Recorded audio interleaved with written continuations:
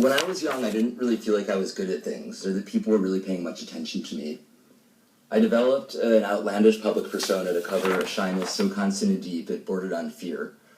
I think I understand people too well to feel really comfortable around the vast majority that I come into contact with, and consequently I feel much better around animals than I do around people.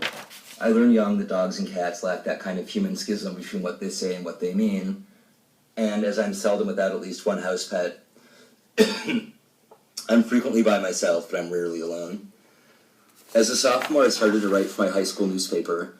All of a sudden, people began to treat me like I was good at something, and suddenly people I'd never met were personally paying attention to my words. I ended up getting good at other things, too. I graduated as captain of the track team, star of the school plays, editor of the paper, but I wasn't particularly happy. I went to college for writing. When I graduated, I wrote for a newspaper, and when that didn't satisfy my interest, I started writing for my own blog.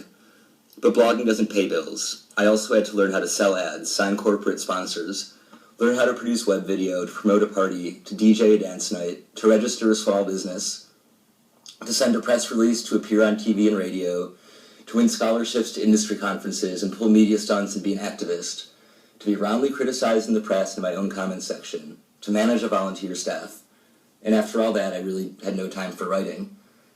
And so I quit, and I fell apart. After being so public for so long, I just wanted to chill on the couch. And that's what I did for almost 3 years. I worked freelance media jobs from home and spent time with dogs. First my own, then a succession of shocked and traumatized rescue dogs from within my co-op building. I was officially paid as a dog walker, but quickly earned the nickname of resident dog whisperer. Though I maintain that the dogs just happened to be Zach Whisperers and it was a win-win situation.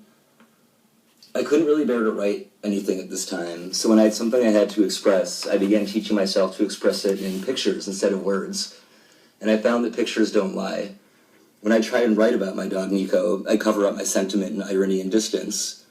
But when I picked up a crayon, paper, and pen for the first time since I was a kid, and I drew my dog's face, I saw that I'd come a step closer to bridging my own gap between the things that I said and the things that I meant. And it was then that I first really felt like an artist. But also during this time, life was kicking my ass, hard and often. Life kicked my ass, and kicked my ass, and kicked my ass, and finally kicked my ass so hard that I flew up in the air. I landed in Toronto for a week. Specifically, I landed in a little queer bar on the west side called The Beaver. And that's when I started living again. I had kind of spent my first 30 years on this planet feeling like a visitor. Wherever I went, people assumed I was from somewhere else. But at The Beaver, I belonged, and people thought I was from where I was, and not somewhere I wasn't, and that kind of felt like being home. So I'd say that it was in 2013 I fell in love. First with the bar, then with the city, then with the notion of listening to my ever louder instinct that I had to get out of the States while I could. Because I was bouncing between 1,000 temporary living situations in Toronto, where I was trying to get out of the States permanently, I couldn't keep pets. So I forced myself to spend every night at The Beaver, which is funny because it was at this bar named after an animal where I met all these really incredibly special and talented people who kind of reminded me how to be a person again, too. But I couldn't stay as long as I wanted. I would come up on a series of increasingly longer visitor's permits until it became clear there was only two things keeping me in Washington, D.C. My dog Nico and my significantly older husband, who until this point I have not mentioned. One was the best thing in my life and one was the worst, and they were a package deal. So to free myself of one, I had to lose the other. But from this loss, I stumbled kind of blindly into yet another surrogate home. Jinx Art Factory, a combination coffee shop, tattoo parlor, gallery, owned by intuitive twin sisters and filled with customers who quickly became a family to me at a time when I belonged to nothing but the city. When I go there, everybody knows my name, and it's great. The Beaver and Jinx, where I would hang out, were both very intensely artistic spaces. And when I got sick of kind of being temporary, I hunkered down for 3 months, juggling the combined paperwork requirements of simultaneous divorce, immigration, and school application. And being around all these artistic people, The Beaver and Jinx, gave me the courage to step out of my own comfort zone and apply to art school. And I got in, and I left Canada for a bit, and I re-emerged in Toronto in January 2016 with really nothing to my life but a student visa and a George Brown College class schedule.